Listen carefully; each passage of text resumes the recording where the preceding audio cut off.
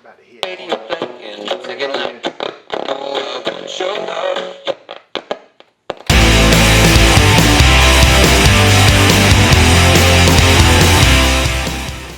Hi kids, it's Jason, Secret Castle Toys and Games, bringing you another YouTube video by request from some of our viewers. Not these guys. Anyway, we got a request to do my top 10 most favorite video games of all time. And so we're going to do it because we love you. And if you're new to our channel, please subscribe, check out our videos, check out our other videos that we've posted. A lot of toy unboxings. We also do live game chasing where we go out in the wild and find all this stuff for the low. You can check that out in our original series, Secret Castle Toys Behind the Scenes, episode 1 and 2 out right now. Let's get this party started. Top 10 favorite game of all time. Fortnite.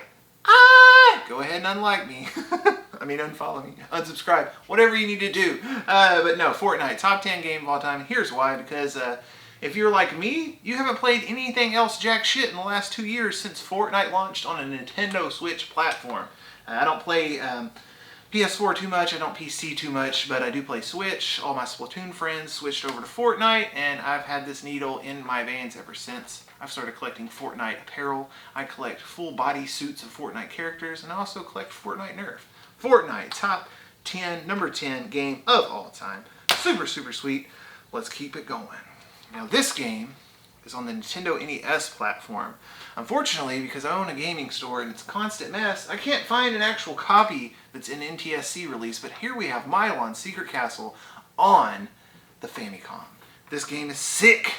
This was actually gifted to me by the sexy cameraman. And basically, this is a childhood favorite of mine. I played it in 1989 when it came out. I searched for it for like 5 years because I didn't remember the name of it as an adult in my late 20s. And then figured out, after playing countless Castlevanias, Iron Swords, Swords and Serpents, that none of those games are Mylon Secret Castle. Mylon Secret Castle is a dynasty, 10 out of 10. It is my top number 1 NES game of all time. Still haven't beat it. Have played several hours. When you get to the top of the castle, it gets super, super lit. If you have not checked out this game, Mylon Secret Castle Toys is actually named after this video game. Moving on to number 8. GoldenEye! Dog! I had GoldenEye growing up when it launched.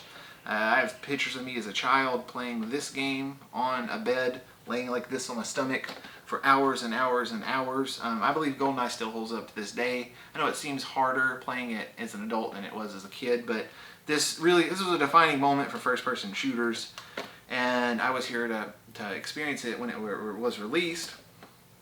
And I just love GoldenEye on the 64. Have I played it lately? No. Have I played it in the last 5 years? Only to test controllers. But every time I do, I get 3/4 of a chub. GoldenEye 007. Make sure you have that in your collection. Moving on to number 7. Grand Theft Auto San Andreas! San Andreas, y'all! There's a lot of great Grand Theft Auto games out there. San Andreas for me was, you know, the milestone for the franchise, Grand Theft Auto. I mean, this is where they introduced, you know, a lot more integration. I believe, if I remember correctly, there's 3 islands on San Andreas, and you could also fly vehicles for the first time. You could fly a helicopter, I'm pretty sure. Don't quote me on that. But it was sick. San Andreas, got CJ in it. CJ, 10 out of 10 character, and that is why Grand Theft Auto San Andreas is number 7 on greatest games of all time list. Number 6.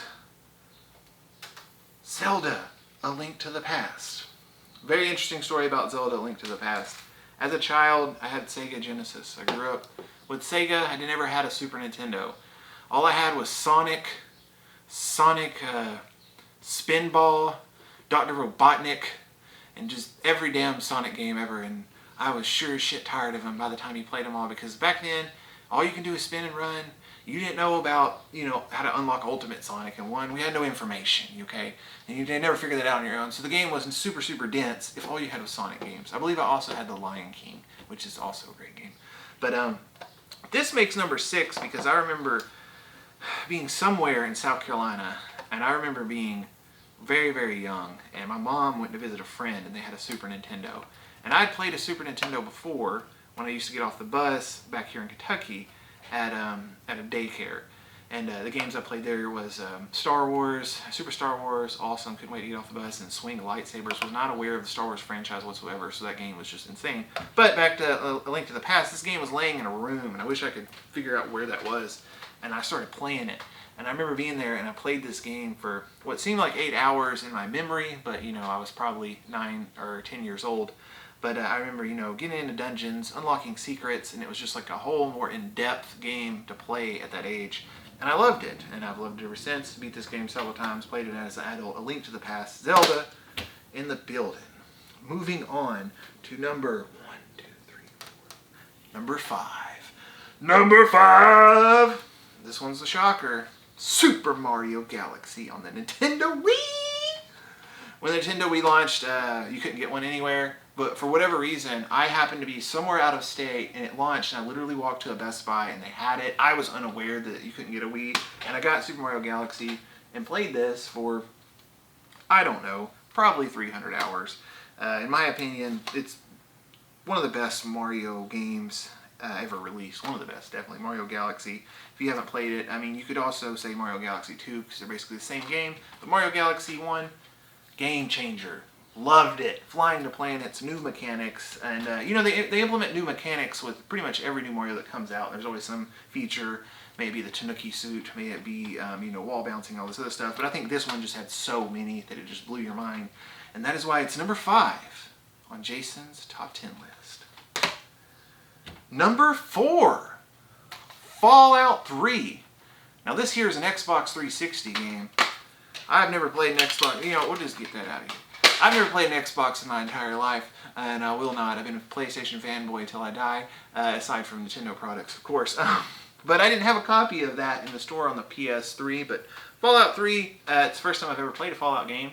Since then, I've played Fallout 4, I played New Vegas, and the later releases, I can't remember the titles, but Fallout 3, you know, was a game changer. If you played this, you know, it's all open world, it's all crazy storyline. You can do anything you want in a post-apocalyptic world, and it just really, really was a game that was, you know, everybody has a game that when they play it, it just changes everything you know about gaming. It's like, wow, there's games like this, and this game can lead into other games that are very, very similar to it, or whatever. And there's a lot of franchises that spin off from the Fallout 3 platform, but if you've never played Fallout 3, this is the root.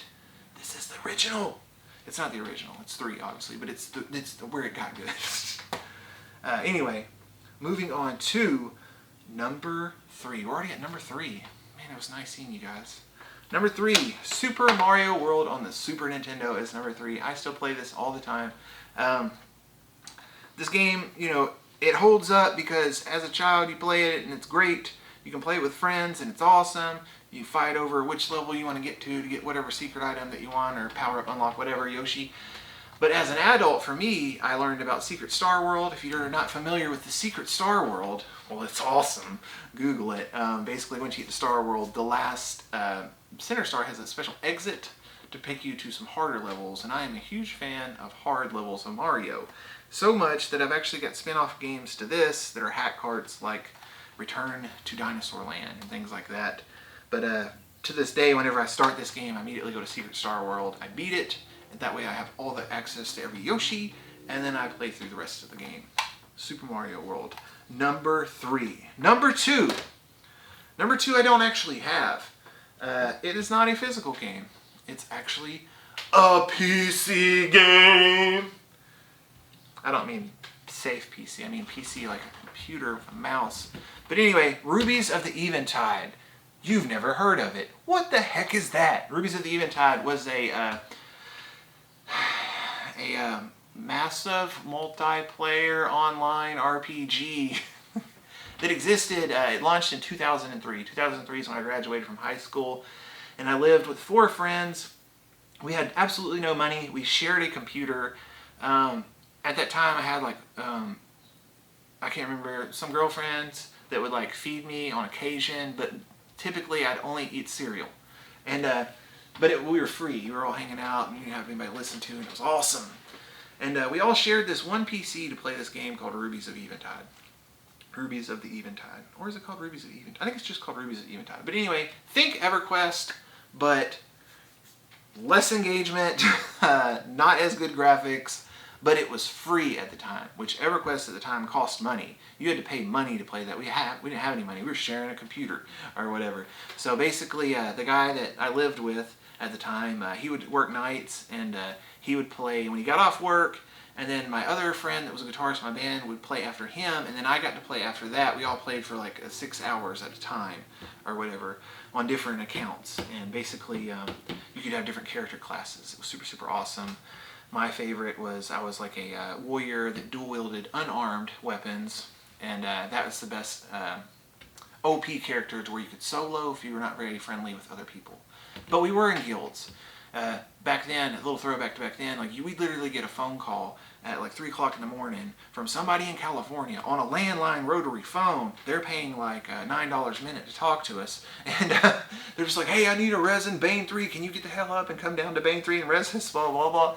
And then somebody get up, get on the computer, and go and res the whole team while they were playing or whatever. But yeah, Rubies of the Eventide, you can't play it anymore. I wish you could see it. We're going to link some images here. But basically EverQuest, but free and awesome. And I grew up on it. I played it for like 3 years, and then I went off to college and never played it again, and then they took the game away. That leads us to number one. Number one. Now this was really, really easy decision for me. I didn't think about it very, very long. I knew exactly what the number one game was as soon as we decided to make this video. And it is Zelda Breath of the Wild for the Nintendo Switch. Yes! Yes, current gen game. Zelda Breath of the Wild, 10 out of 10. I've talked about it before. I've not actually played the DLC to this game, but I have 380 hours in before the DLC launched. I have had a child, haven't had a chance to pick it back up. I will eventually, but Breath of the Wild, 10 out of 10. Number one game of all time in Jason's collection. Thanks for tuning in. This has been Secret Castle Toys. Top 10 games of all time. If you didn't like the ones I picked, then let me know down in the comments down below what you think is better. Peace.